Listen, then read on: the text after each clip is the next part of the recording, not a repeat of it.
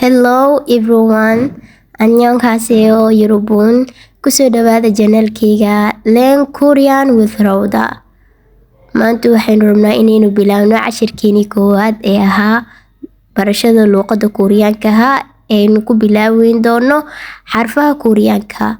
Inta aynu galin luqadda xarfaha waxaa rabaa inaan isii hordhac ku saabsan sida ay ku umaatay qorista xarfaha Koreaanka iyo qofkii qoray.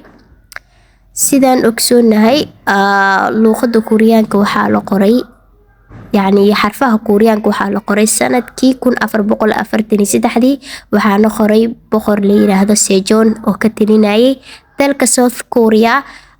Sababta uu qoray ay ahayd markii hore waxay isticmaali jireen xarfaha ama characteristics sida loo yaqaano oo xarfaha Chinese-ka ah. Dadkana aad ay ugu adkeed qoristooda kaliya dadka taajiriinta oo Koreaanka bis ayaa baran karay. Sidaas darteed boqorka Sejong ayaa wuxuu qoray farta ama xarfaha Chinese-ka oo la yiraahdo Hangul, alphabets of Korean oo la yiraahdo Hangul. Han macnaheedu waxaa waaye Korea, gul macnaheedu waa letters, markii la isku darana waxay noqonaysaa Hangul, Korean alphabets ama xarfaha Koreaanka. Waxay ka kooban tahay xarfaha Koreaanka waxaa waaye 24 xarfood oo u kala baxdo 14 oo consonant oo shibane ah iyo 10 shaqal ah ama vowels sida loo yaqaano.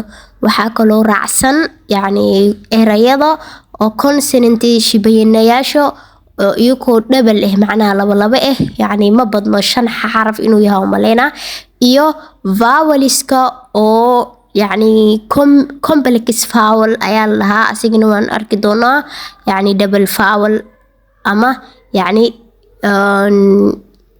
shaqale oo laba adii waad arki doontaa kama hor dhici doono. marka waxaan leeyahay isla socod wanaagsan. insha Allah wax naga halaabayo mala sidii ugu wanaagsan anigana idinku fahansiin doonaa. hadegdeginaha orod markeedka orodka kortid orod leena kusoo degay si tartiib u dhageyso. halkan waxaan kusoo goobeynaa hordhaceena cashirka.